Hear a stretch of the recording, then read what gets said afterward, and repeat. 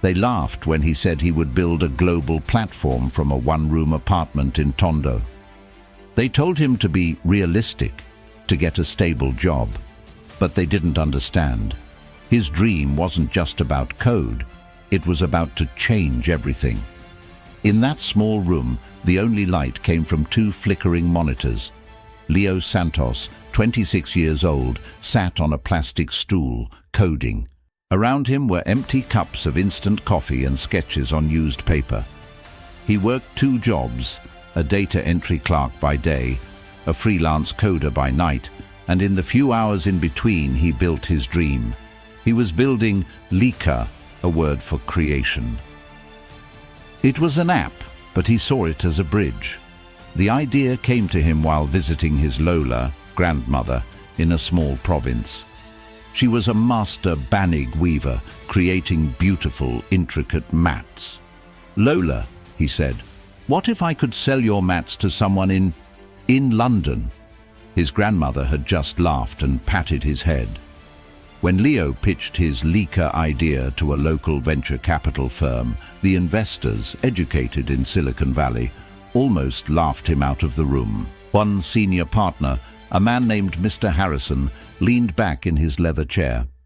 "Leo," he said, in a bored, patronizing tone, "this is a charity, not a business.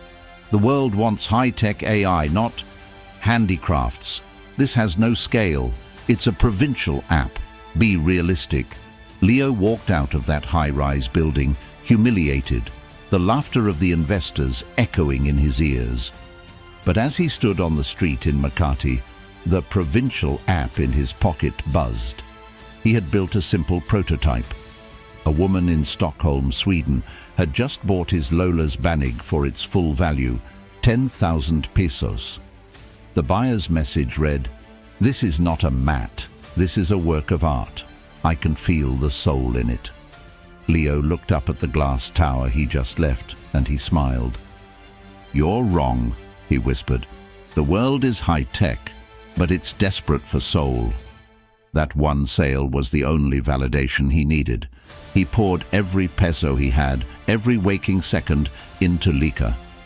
He didn't just build an e-commerce site. He built a platform. He used AI to translate an artisan's story from Tagalog or Cebuano into perfect English, Japanese or French. He partnered with a small logistics company to handle the complex shipping. With his last 5,000 pesos, he submitted Likha to the Asia-Pacific Tech Forum in Tokyo, a massive event where billion-dollar ideas were born. He was accepted as a wildcard entry. When Leo arrived in Tokyo, he felt like a ghost. He was surrounded by high-budget startups from Singapore, Seoul and Silicon Valley, all with sleek displays and teams in matching shirts. And then there was him, in his one good barong, with a borrowed laptop. When it was his turn to present, he was terrified. He walked on stage. "Good morning," he began, his voice shaking. "The world's biggest tech companies are all racing to build the next big thing. But they have forgotten the first thing, the human thing." He didn't show complex code. He showed a picture of his grandmother. He told her story. He explained that Likha wasn't just a platform to sell things. It was a platform to sell stories, to preserve lineage. During the Q&A, a famous, intimidating Japanese investor, Mr. Tanaka, spoke. "Mr. Santos," he said, "this is a very nice story. But how can a small story app compete with the logistical power of Amazon or the niche focus of Etsy?" Leo took a deep breath. "Sir, Amazon sells products, Etsy sells crafts, Likha sells culture. Our technology doesn't just move boxes, it preserves families. And in a world that is becoming more and more artificial, the demand for authentic is the biggest market in the world. You don't just buy a mat, you buy a piece of my Lola's legacy." There was a long, deep silence. Then, from the back, a single person began to clap. Then another. Within seconds, the entire auditorium was on its feet. A clip of his answer, "We sell culture," went viral. By the time Leo landed back in Manila, his life had changed. Likha had 50,000 artisan sign-ups from all over the Philippines, from the taboli weavers in the south to the woodcarvers in the north. Buyers from New York, Paris and London were flooding the site.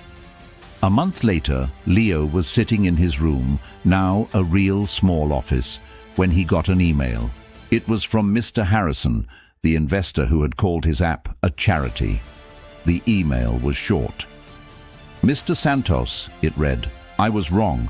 My firm would like to humbly request a meeting to discuss a 10 million investment."